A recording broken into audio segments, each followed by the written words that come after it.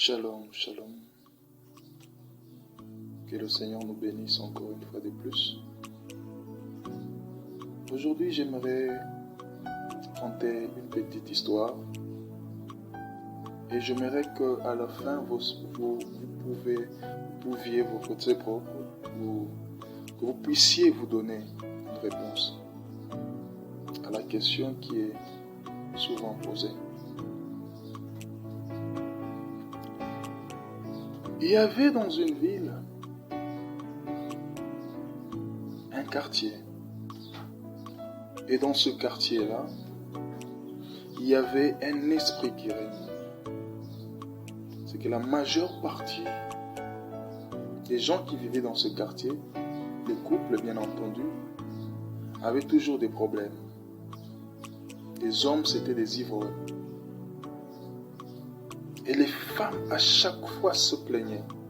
D'autres ont pris des décisions de commencer à battre leur mari, de commencer à compliquer leur mari. Parce que ça dépassait les bornes, ça dépassait les limites. Mais voici, il y a eu une femme qui habitait aussi le même quartier, qui avait aussi un mari qui buvait. Mais cette femme-là ne battait pas son mari. Elle était très calme. Son mari rentrait, il faisait des bruits, mais elle était calme. Et il s'est passé beaucoup de temps. Mais les autres femmes commencé à se poser la question, mais pourquoi elle ne dit rien? Nous vivons les mêmes problèmes. Nous avons les mêmes problèmes avec les maris. Mais pourquoi elle ne fait rien? Pourquoi elle ne réagit pas? Elle est toujours calme, elle est toujours sereine.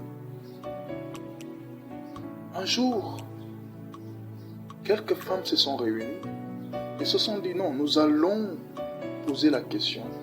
Comment est-ce qu'elle fait pour endurer ça? Pour que dans nos maisons, c'est invivable avec des hommes qui sont chaque fois ivrognes, qui viennent avec des problèmes, des complications.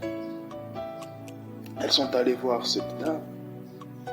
Et quand elles sont arrivées, elles lui ont posé la question, mais comment toi tu fais? Elle leur a dit, premièrement, mon mari, c'est pas mon ennemi. Mon mari, c'est pas mon ennemi. Moi et lui, nous faisons un corps. Comme Christ fait un corps avec l'Église. Et ce que moi j'ai appris, c'est que nous devons soutenir les faibles par nos prières. Et c'est ce que je fais quelquefois, chaque fois, pour mon mari. Je le soutiens dans la prière. J'aimerais qu'il change un jour. Et c'est ce que je fais souvent. Et ces femmes sont rentrées avec cette réponse. Comment est-ce qu'elles doivent donner cette réponse?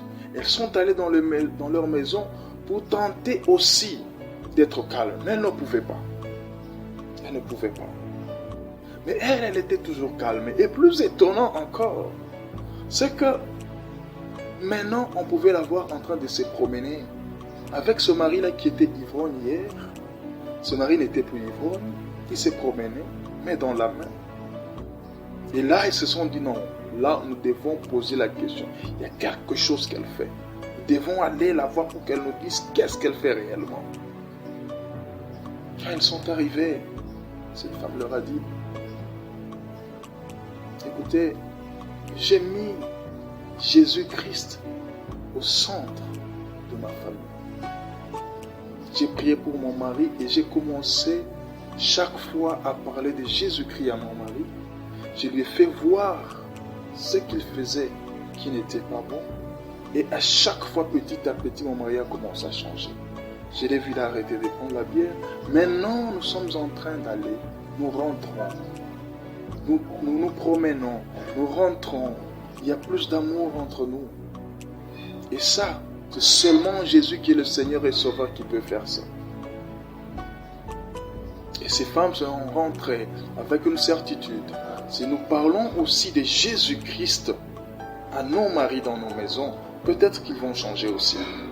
Et ces femmes ont commencé à le faire parce qu'elles avaient un exemple qu'une personne pouvait changer devant elles. Elles ont commencé à parler à leur mari, petit à petit. Et voici, après un moment, leurs maris ont commencé à changer. Leurs maris ont commencé à changer. Et les maris un jour se sont posé la question de savoir, mais qu'est-ce qui nous arrive? Pourquoi est-ce que nous changeons? Mais c'est Jésus-Christ là que nos femmes nous parlent. C'est qui? Les femmes ont expliqué, ils ont dit, mais écoutez, il y a une femme dans notre quartier qui nous avait parlé de ce Jésus, parce qu'elle, elle prie. Nous allons vous amener pour que vous puissiez entendre quelque part aussi de Jésus. Et ces femmes-là ont pris leur mari. Elles sont allées voir cette femme. Et cette femme a commencé à parler aux maris et aux femmes de Jésus-Christ. Elle a montré comment Jésus était capable de changer les choses. Elle a montré comment le pardon en Jésus était possible, que l'homme pouvait vivre le changement à partir de Jésus-Christ. Et à chaque fois qu'elle parlait avec elle, elle leur disait souvent, nous devons apprendre à prier, nous devons prier souvent. Les femmes qui ne savaient pas très bien prier, les maris qui ne savaient pas très bien prier, ils ont dit, non mais c'est bien ça, apprends-nous aussi à prier. Et elle a commencé à leur faire voir comment prier chaque fois. Et ils ont commencé à prier, et cette femme prenait sa Bible, quelquefois une histoire qu'il y avait dans sa Bible. Elle expliquait à ces couples. Et ces couples, quand ils rentraient, ils étaient joyeux. Et voici un jour, tout le quartier était tranquille, il y avait la paix. Chaque femme pouvait se promener avec son mari qui n'était plus ivrogne. Un mari qui se souciait de sa maison, de ses enfants, qui ne dépensait plus son argent à tort. Le changement est entré parce qu'une femme avait crié en Jésus. Le changement est entré parce qu'une femme a parlé aux autres, comme la femme samaritaine de Jésus-Christ. Le changement est entré parce qu'une femme a appris aux autres comment prier dans un couple. Le changement est entré. Maintenant, ma question sur celle-ci. Est-ce qu'une femme peut prêcher? Donnez la réponse. Que Dieu vous bénisse.